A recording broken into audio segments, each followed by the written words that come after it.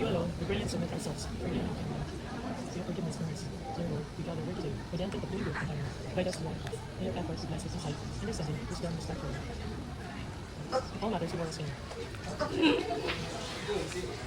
Okay, without your new class. Last time, everyone, settle down. Okay, so, do you still remember our last topic? It's about, can you give me an example? Literary techniques. Yes? Simile. Metaphor. Personification. Paradox. Oxymoron. Onomatopoeia. Irony. Dramatic irony. So, you have something to do. Okay, so before we start, let's have an activity. Yay! No, look how So, you will be grouped in 4. Okay. Ready? We can rush and roll like so.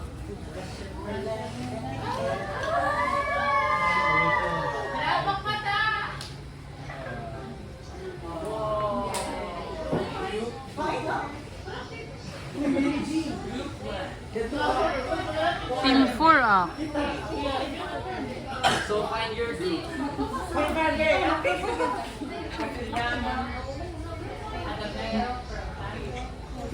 Everyone find your group. Group 1, Group 2, Group 3, Marvin. 1,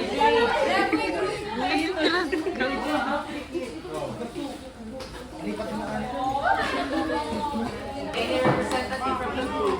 JV! Sabi mo ka din. Paano? There's one representative from here.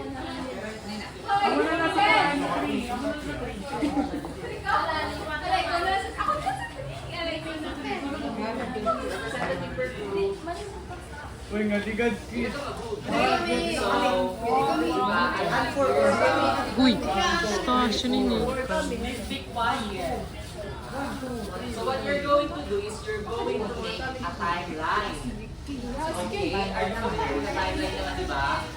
So, the information is already given here. You're just going to arrange it and make a timeline, okay? So, kayo na bahala mag-divide. Kayo na bahala. Yes. Yes. Stop. No, you're just... Ano yung bibigyan ko sa inyo? Random na yun. Imbe. Imbe. Ihatag lang kan liraan ko ang cellphone. Okay. So you have to complete this in 3 minutes. Okay. Everyone, ready? Are you ready, everyone? Timer starts now.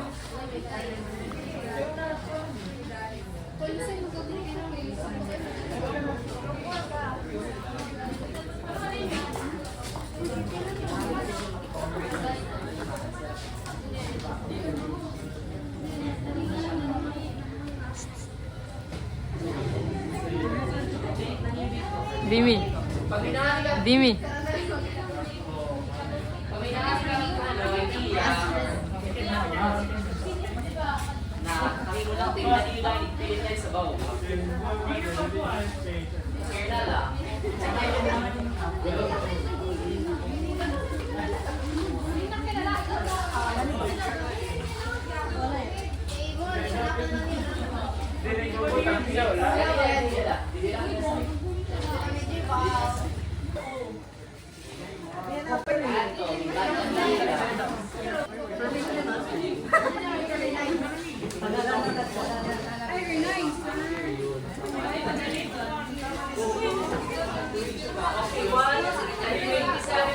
Ay, sige.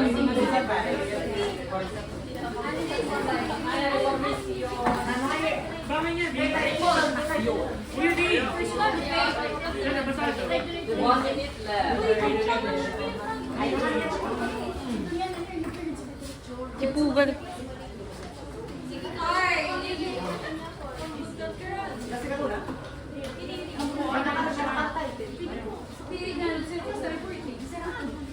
minutes, 50 seconds. 30 seconds left.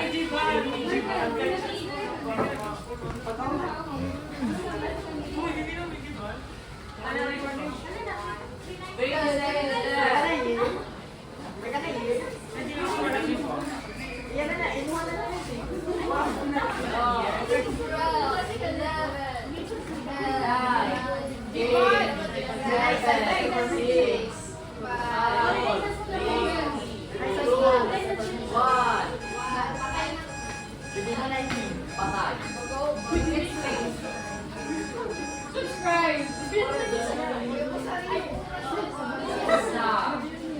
Okay. Marina.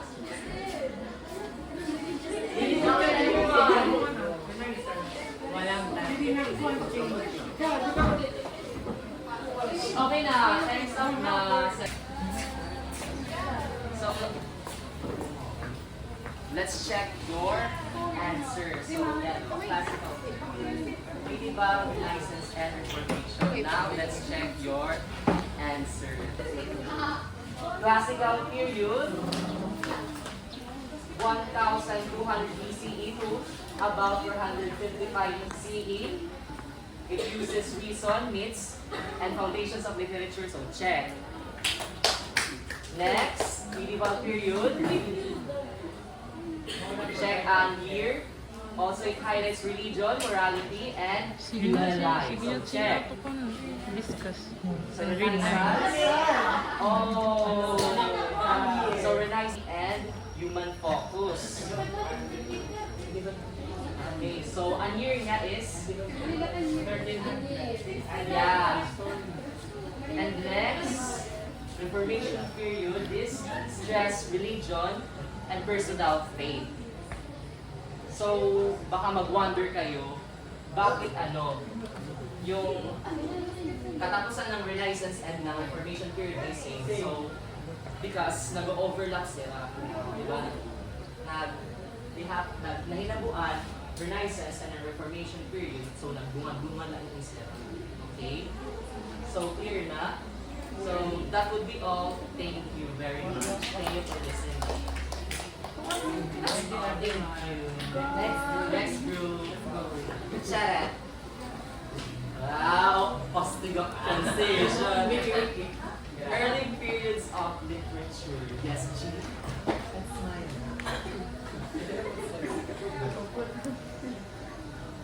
Good afternoon again. So, literature reflects how people understand the world around them. The classical, the medieval, the Renaissance, and the Reformation periods show how ideas about life, faith, and human identity change across time. By studying these early periods, we can see how literature moved from reason and heroism to deep religious devotion to human creativity, and finally to bold calls for reform and personal belief. Now let us take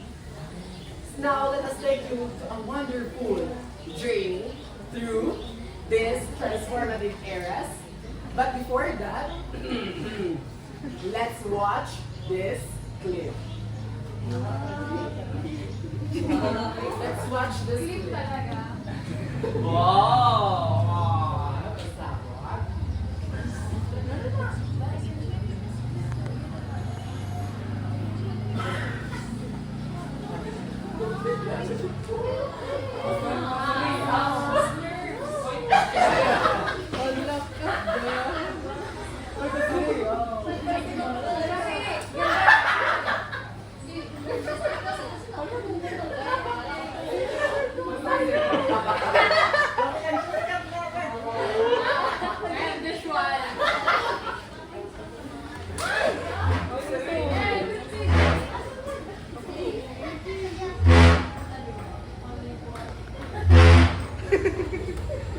Wow! Thank you very much. So we will walk you through this journey. So,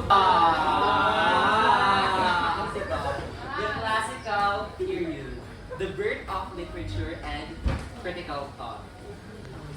So, yes, here's an overview of the classical period. So, it refers to the literary traditions of ancient Greece, which happened roughly from 800 BCE to 500 CE, and in Rome. So, it is considered as the foundation of Western literature. It also introduced lasting ideas about art, beauty, truth, and human nature. So works from here are largely secular. It means that written works focus on worldly, human-centered, or rational themes rather than religious or spiritual subject. And it also emphasized reason, balance, and the pursuit of knowledge. Next, we have literature as meaningful art. So, Greeks and Roman writers viewed literature as a meaningful art form that should reflect human experience and moral values. So, it explored themes such as heroism, love, faith, honor, justice, relationship between human and the divine. So, many works were inspired by mythology, and because mythology were parang it explained natural events and human behavior through stories of gods and heroes. So here's an example of mythology. So this is a major example of Homer's epics. So the Iliad and Odyssey. Okay, so it established heroic ideas, and it also created the epic tradition in the Western literature. Next, we have Greek drama. So Greek drama flourished especially in tragedy and comedy. So it is performed during public festivals such as the Dionysia. It explored human suffering, moral choice, and social issues. So we have here some tragedians and comedians. So we have wrong. Okay, so we have Aeschylus, Sophocles, and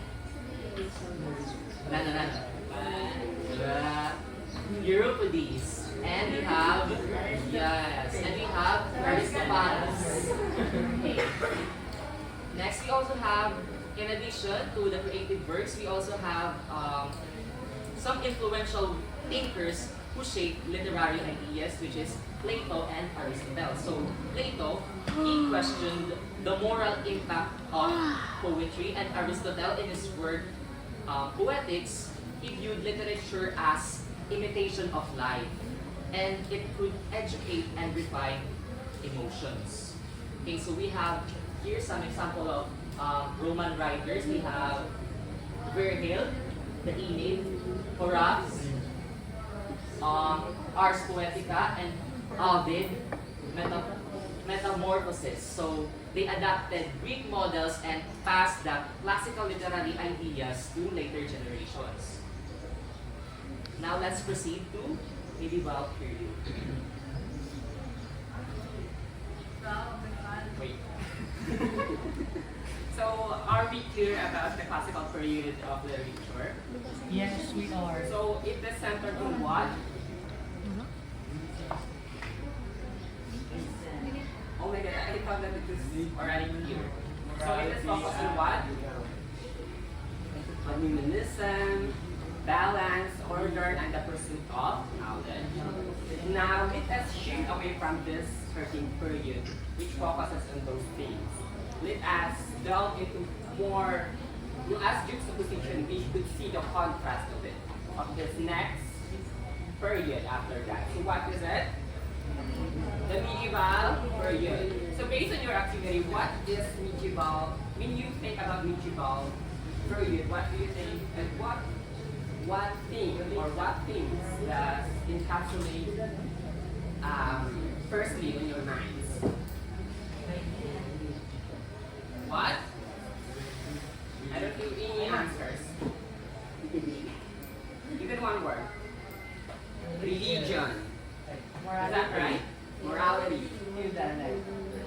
life or feudal system. So those are correct. Okay. So medieval period. So it is started after the fall of what empire? Please read. The fall of Roman Empire. Okay. So it is strongly shaped by Christianity and feudal society. So what do we mean about the feudal society? Or the feudal system? King and queen? More elaborate answer. So since the medieval period has it is really focused into that religious perspectives. It is very controlled, dominantly by the church. But it was also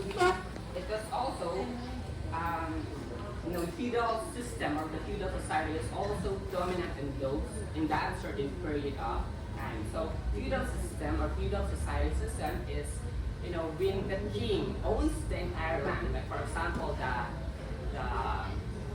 the Great Britain, like the queen owns the certain mass land or the massive land, which actually parang nakatunya sa mga another representative, the nobles or the noblemen. Okay, and this nobleman managed these certain lands, partly, diba? And these lands are given also to those, to what? To knights. Knights. Yung mga dirigma, gano'n. And these knights, meron silang mga savages or mga slaves na nag-work towards those certain lands. Sa mga gano'n. So are we clear about the feudal system or feudal society? So it's more of like hierarchy of in the society. It deals more into the ownership of the land and how you manage or how it is being managed towards the entire kingdom or towards the entire land. So are we clear about that? So medieval period is focused on what? Is focused on what? It's focused on the religious perspectives or the church dominancy as well as the feudal society. So it marked the shift from classical focus in human reason to a worldview centered in faith, morality, and divine authority. So do you see the contrast from the classical period to the certain period? So how do you define the classical period? So it is more into the secular forms. Or what do we mean about secular forms? Ken?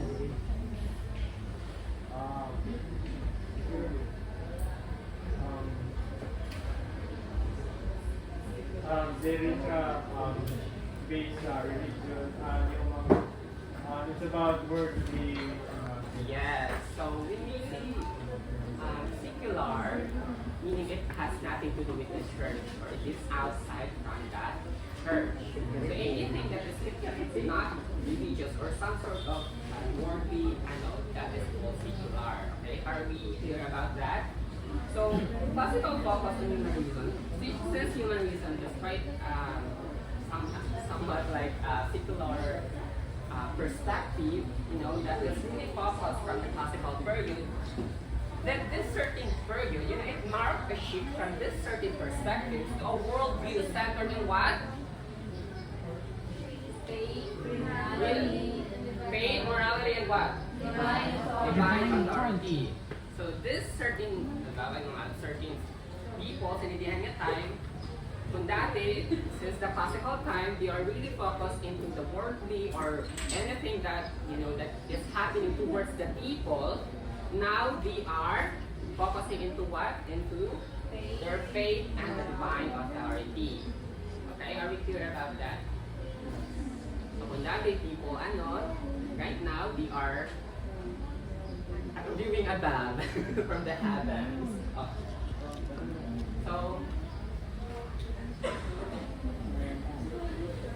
So what do you think is what should you view life as what? As only as? Of course, because because there are, religious teachings or the lesson itself, that is being indoctrinated. Since the church is really dominant at that period, diba? So every single lesson or it is really embedded in their culture in that certain period of time.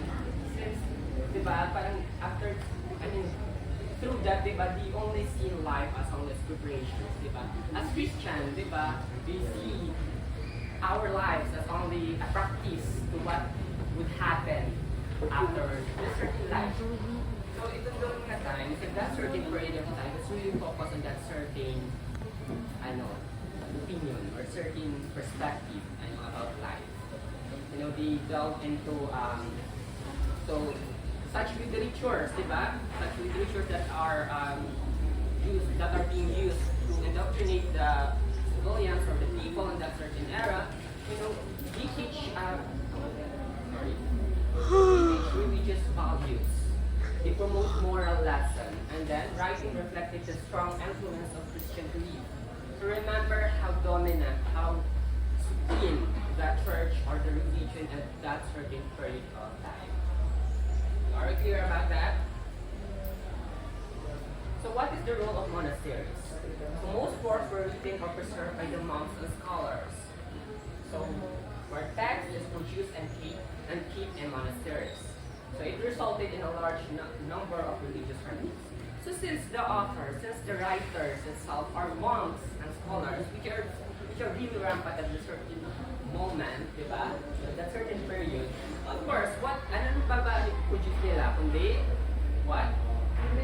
Religious writings, of course. So it resulted in a large number of these literary pieces. We understand? So what are those typical stories? What else? So those are the literary texts that are really dominant at that time. Okay? But secular literature also existed, but it is compared to the religious literature, it is really quite inferior. Even though there is still secular literature that existed during that time, still the religious literature are really the one who dominates the era. Okay? Secular literature existed through what? Please read. Epics, romances, and ballads. So what are the themes, or how it is being celebrated? Through what? Chivalry, loyalty, and royal release. Okay, so we are familiar of Beowulf, right? Yes. One of those, is that. One of the secular literature that has existed during that era is the Beowulf. But later on we will talk about that. So how about who are those important figures? So first up we have Dante. Dante Alighieri. So we know him as the author of what? Divine Comedy. Divine Comedy. So the Divine Comedy reaches what?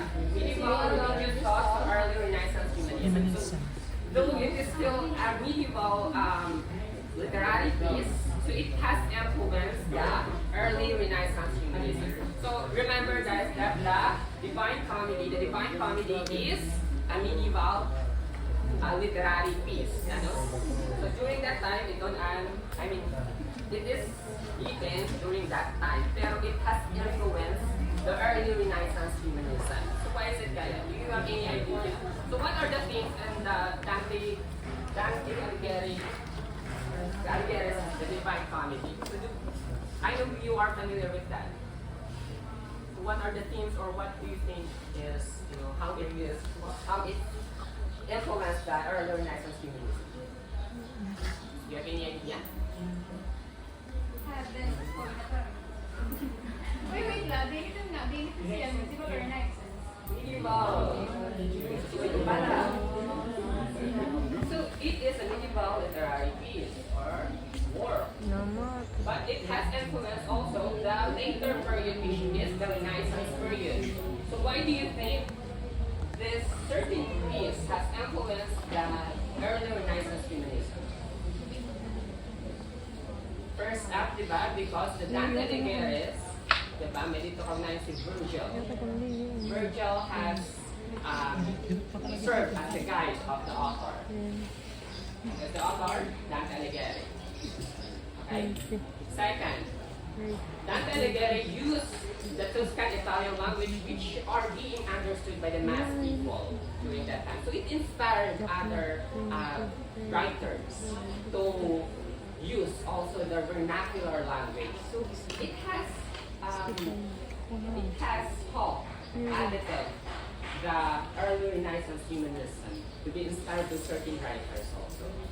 Pangalawa, yung mga themes doon, pangatlo yung mga themes doon, which has something to do with the people, not just the religious or not just the divine authority, but also encapsulates the life of the people, or how you would deal with your life or as a mere people. Ikatulog, ikaupat, this is a realist work. When you say realism or realist work, in literature, what do you mean about that? About the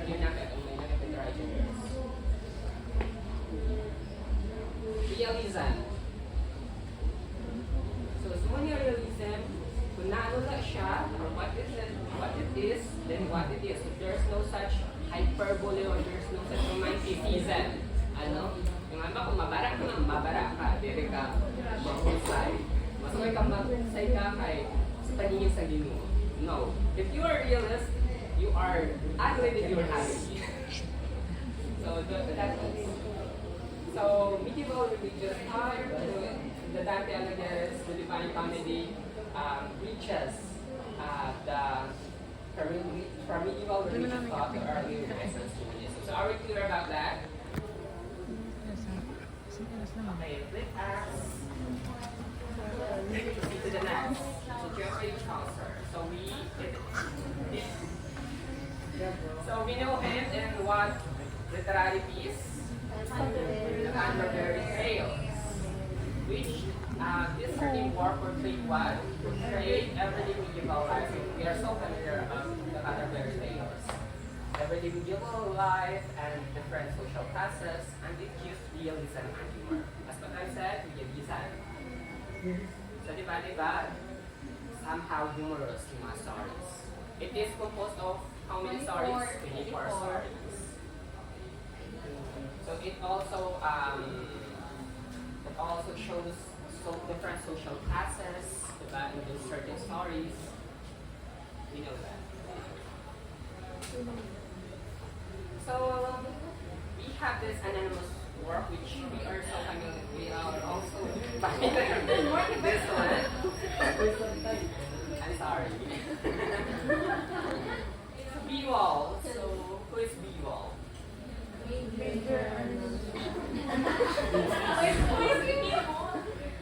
Beowulf is a hero from what kingdom?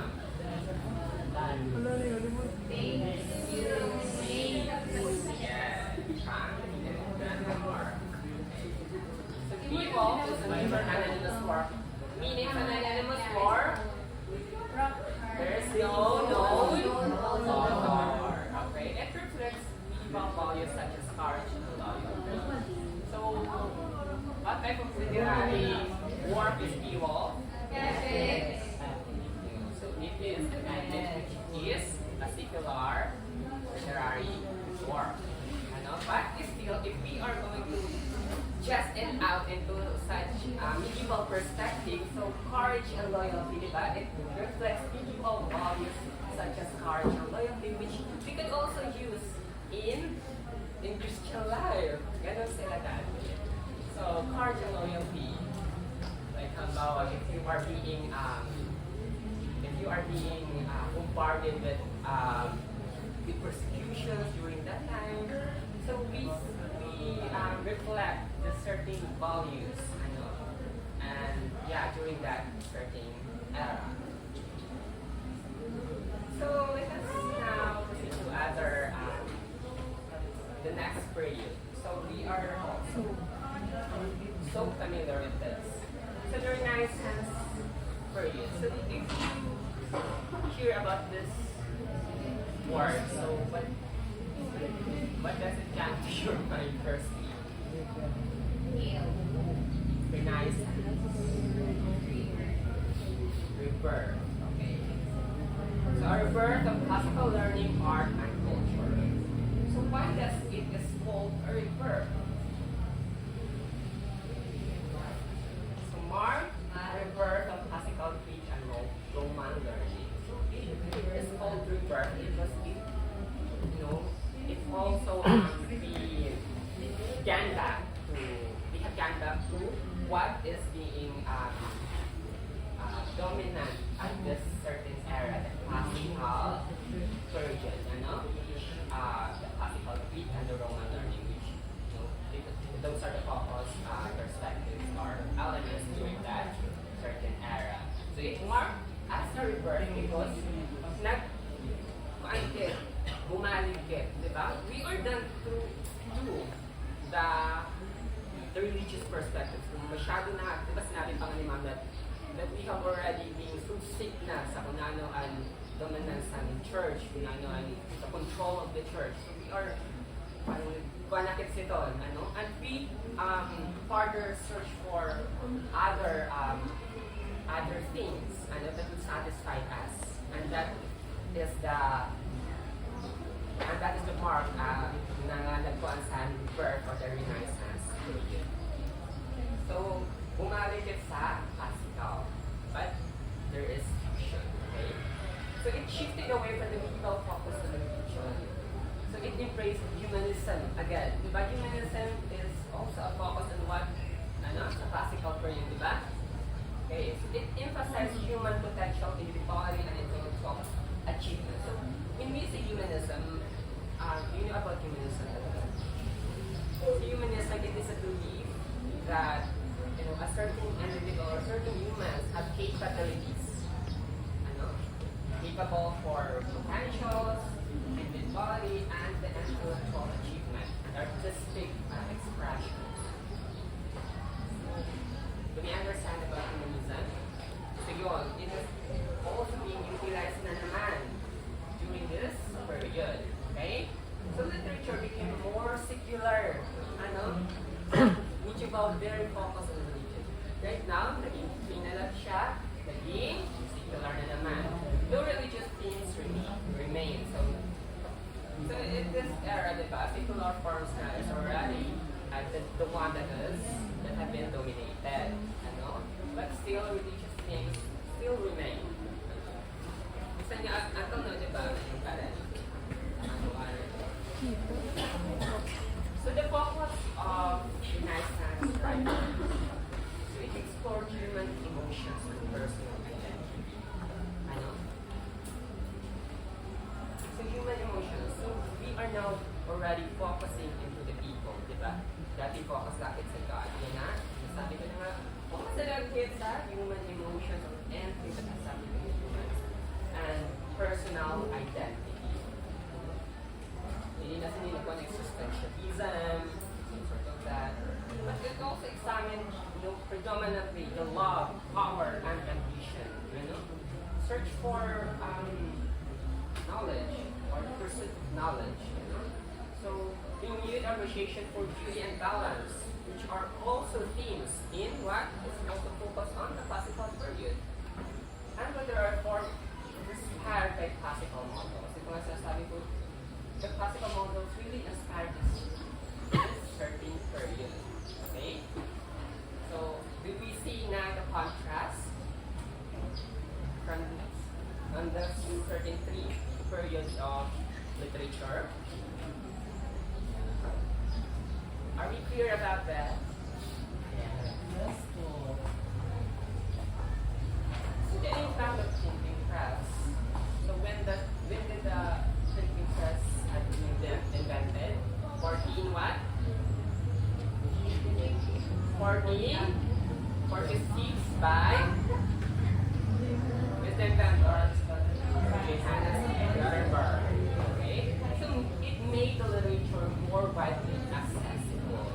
Of course, because unconscious materials contribute to the production, mass production of the literary pieces, these materials, and it helps spread the literary works across. Okay? So it supported the growth of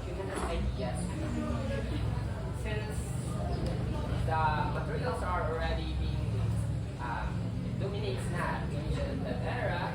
Of course, it's supporting the growth of the humanist idea. Since the humanism doesn't really focus on those certain materials and those certain literary pieces. So who are the key figures of this era? First, we have what? So plays and sonnets exploring complex human nature and universal things. So we know William Shakespeare on his plays and sonnets, poems, and also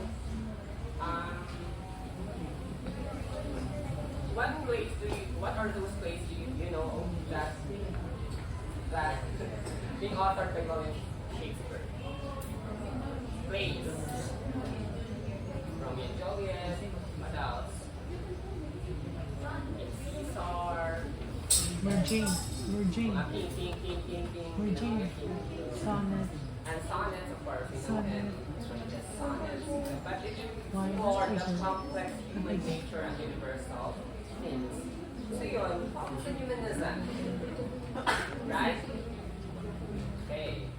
So it's really different from those literary pieces that came from the mythical period. So we have Christopher Marlowe. So he contributed to the development of English drama. One of the leaders in the Renaissance is Christopher Marlowe for his work that has contributed to the development of English dramas. And we also have Sir Thomas. Sir Thomas. Thomas More, who wrote Utopia reflecting humanism. So most of these pieces or most of these writers are humanists. So yeah, Sir Thomas More wrote Utopia, which reflects the humanist ideas. And we have Francisco Petrarch. So who influenced the lyrical expression and love poetry? Ito ko music. So his works are really impactful. That influence the lyrical expression and love poetry for the entire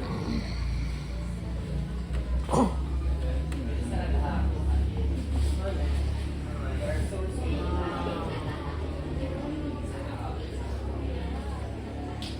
Okay, let us proceed now to the next period. Dorian, did we understand about the three periods of literature? Yeah. Are we clear about that? Yeah.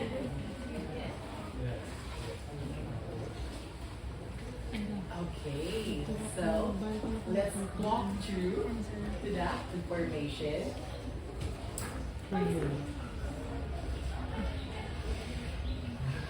The Reformation. So, to say Reformation, it is the literature as a tool to reform the city and society.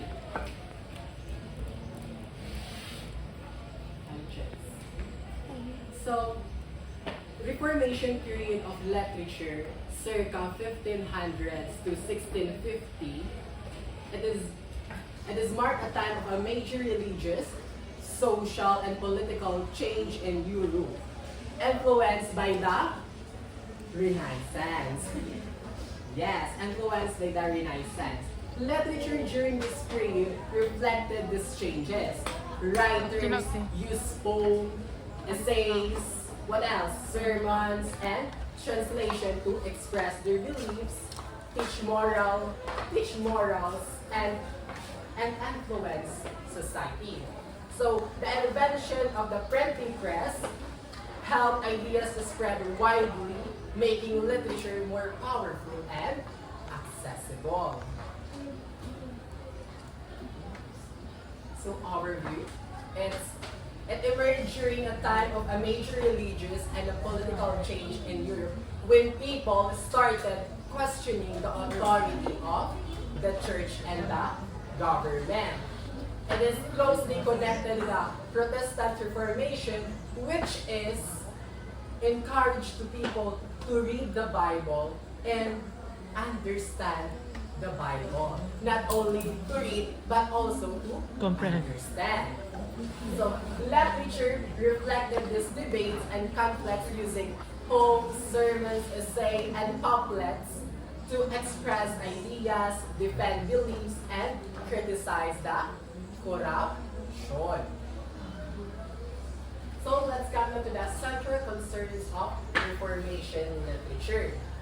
So the writers focus on during the Reformation period. First, we have literature focused on religious authority na nga.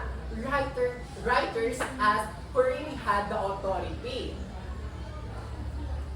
Writers had the really right authority to teach the right and wrong and control the religion. Second, we have they emphasize the individual faith, encouraging the people to form beliefs based on personal understanding rather than only what the church taught. Third, we have writers stress moral responsibility. Meaning, what does that mean? It means each person is accountable for their own actions. So, because of these concerns, writers questions of the power of the Catholic Church and promoted direct access to religious texts so people could read and understand the Bible by themselves. So these themes also influence the writing styles, like it is clear, persuasive, instructive, and aiming to guide the readers toward the correct faith and moral behavior. So let's come now to the translation of religious texts. Before this period, the Bible was written in, what do you guess? It's written in? Yes, it's written in Latin. Thank you, Mary Jane. Which common people could not read and understand the Latin. During the Reformation, writers and translators like Martin Luther in German and William in English translated the Bible into vernacular languages. Or vernacular languages like yung ginagamit natin every day. Yes. This allowed ordinary people to read the Bible and understand its meaning and interpret religious texts without depending on the church leaders. As a result of this, literature become more accessible and encourage literacy and help spread ideas of faith, morality, and personal responsibility. Now let's move on to the purpose and tone of literature. First, literature become more didactic. Why? Why it's become more didactic in Reformation period? Libon, do you have an idea? Okay. So, it's become more didactic because it is to teach people what is right and wrong. Second, it become argumentative. Why? Why it's become more argumentative? Cherry Ann. Yes, Cherry Ann.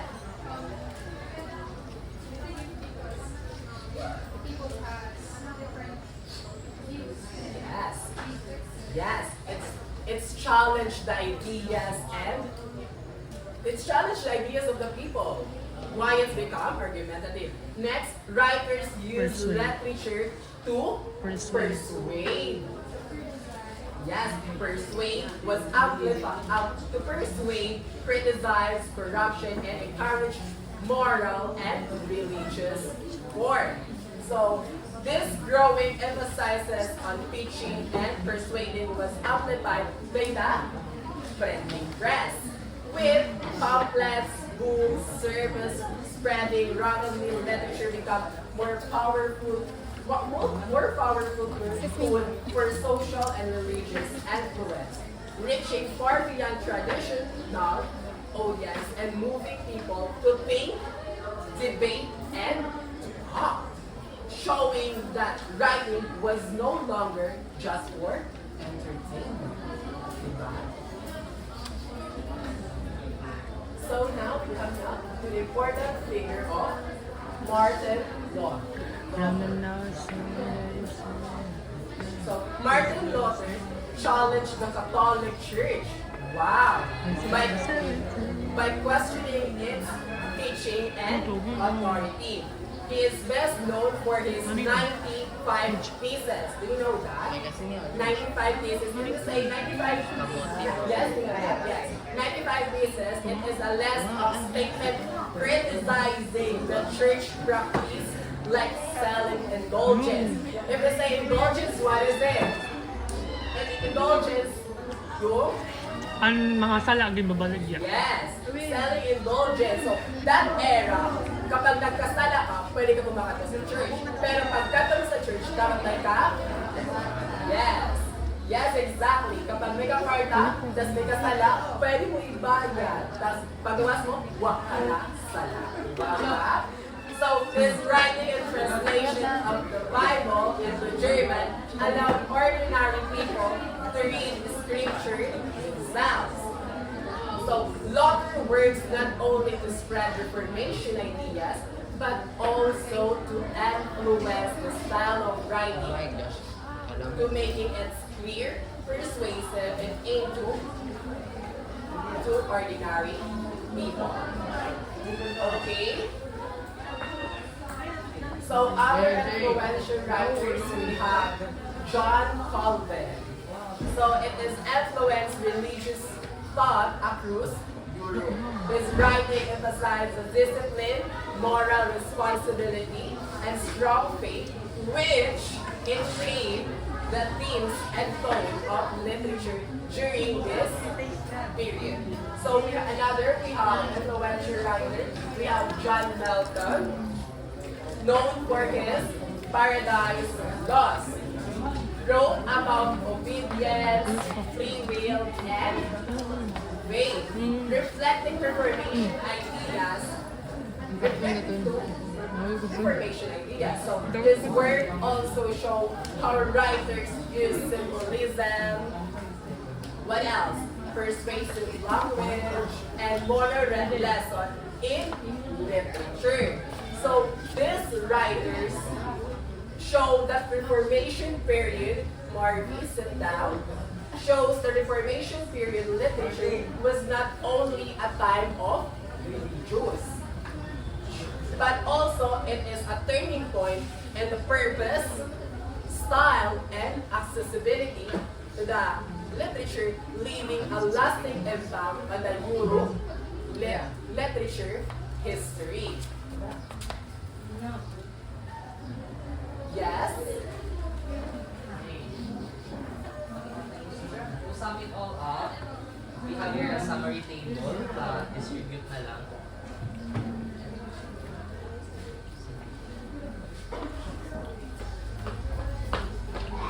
Okay, so, balik it sa classical period. Diba sa classical period, it happened during the ancient Greece and Rome. So, during this time, dito nag-rise ang philosophy. So, sa philosophy, we have here the mga rational thinkers like Plato and Aristotle. And it also talk about democracy and empire. So, pagdating naman sa medieval period, it happened during the fall of Rome. So, nandito na yung mga feudal system and the dominance of the church. And pagdating naman sa Renaissance, ito yung na-revive ulit yung mga classical learning. So, it led to the rise of humanism again. And finally, sa Reformation period, yun na nga, nagkaroon tayo ng religious reform kasi people started to criticize, they started to question the church dahil nga sa corruption na ginagawa nila. So, nagkaroon tayo ng religious reform. So, pagdating naman sa worldview and focus, pagdating sa classical period, ano ang focus? Everyone? Pakibasa, nasa handout. Human reason, balance, order, and nature. Medieval period. God-centered faith, morality, and afterlife. Sa Renaissance. Human-centered, individual potential, faith. And sa Reformation period, Personal faith, conscience, personal faith, conscience, and Conscience, reform. conscience. So, pagdating naman sa role of religion, during the classical period, hindi siya masyado, evident. It is present through mythology, pero hindi siya dominant. And pagdating naman sa medieval period, ang religion siya yung pinaka-center. Siya yung controlling force. And when it comes to the Renaissance period naman, important ang religion, pero hindi na siya dominant compared sa medieval period. And pagdating naman sa Reformation, yun na nga, central din na yung role ng religion. Kaso lang, it is questioned, di ba? Kina-question siya. And when it comes to the purpose of literature sa classical period, it is to entertain, educate, to explore the human. Sa medieval period, and sa Renaissance, Explore human emotions, intellect, and society. pagdating naman sa Reformation period, Instruct, reform, and persuade. okay, so, yun na nga, we can see the difference, di ba, between sa mga each periods of time. And when it comes to the common themes naman, sa classical period, nandiyan yung heroism, faith, honor, justice, love. Medieval period, we have faith and morality, obedience, and salvation. Pagdating sa Renaissance, nandiyan yung love, power, and beauty. And Reformation period, faith, morality, reform, authority, individual. Yes. So, here naman yung mga dominant na literary forms. Pagdating sa classical period, yung mga dominant na forms ay poetry, drama, and epic narratives. Diba? And sa medieval period naman, religious texts, epics, allegories, morality, and Renaissance, plays, sonnets, essays, novels. And sa Reformation period, sermons, Complex prose, Bible translation. so we have key figures then. Okay, so we have sa classical si Homer, si Plato, si Aristotle, si Virgil, si Horace. Sa medieval period, we have Dante, Chaucer, and anonymous religious writers. Then sa Renaissance period, we have Shakespeare, Cervantes, Petrarch, and Machiavelli. And sa Reformation period, we have Martin Luther, John Calvin, and Thomas. Okay, so pagdating sa overall contribution, di ba? Yung classical period, it become a foundation of Western literature and criticism. So, doon nagtikang ang Western literature and criticism sa classical period. And pagdating sa medieval period, it is the preservation of texts, moral and religious guidance, and finally, Renaissance period, transition to modern thought and literature, and finally, sa Reformation period, expansion of rise of modern cross and individual.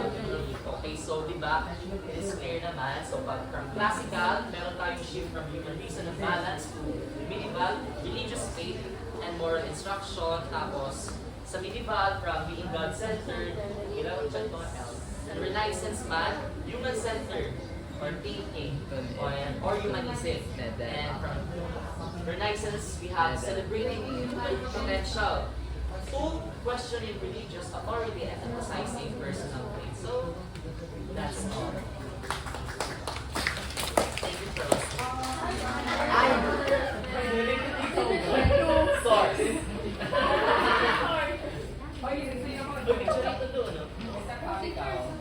Ay, grabe kasi pasking mo lang yun nagturo. Grabe.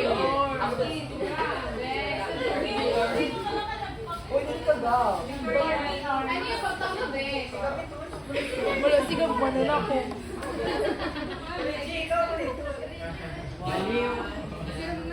Sa kupo niya sige. Denmark. 1, 2, 3. Uy, nading. And source, hide and source. Source.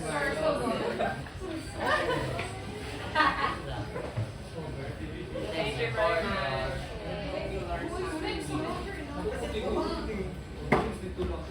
Kali sa cellphone, we have.